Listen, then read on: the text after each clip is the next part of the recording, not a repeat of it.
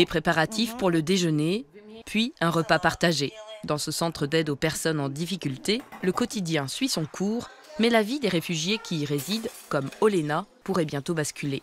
En cause, le veto du nouveau président polonais à la loi qui devait prolonger l'aide destinée aux Ukrainiens. Саме зараз моє життя залежить від цієї ситуації, яка зараз тут у Польщі. Чи продовжать нам статус, чи не продовжать.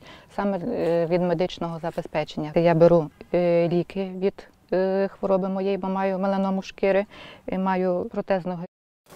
Gravement malade, Olena ne peut pas travailler. Or, le président polonais, conservateur, voudrait n'autoriser l'accès aux aides médicales et sociales qu'aux réfugiés ukrainiens ayant un emploi.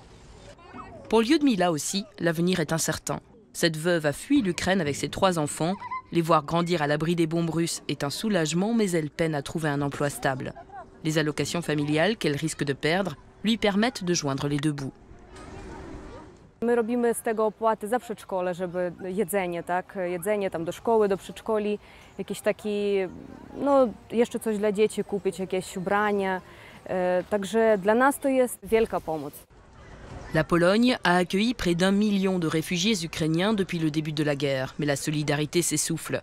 Aujourd'hui, selon plusieurs instituts de sondage, 3 Polonais sur 10 ont une opinion négative à leur égard.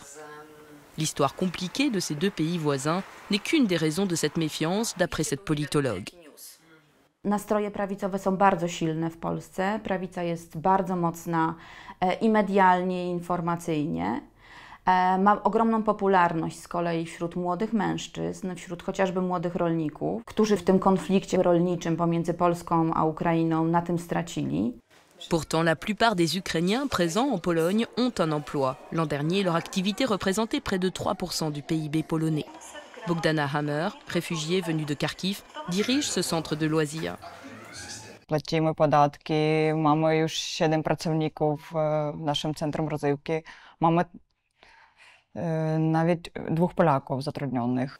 Après le refus présidentiel de prolonger les aides aux Ukrainiens s'ils ne travaillent pas, le Parlement polonais débat du statut de ces réfugiés, avec la quasi-certitude que la nouvelle loi réduira leurs droits. Une inquiétude de plus pour ceux qui ont déjà tout perdu.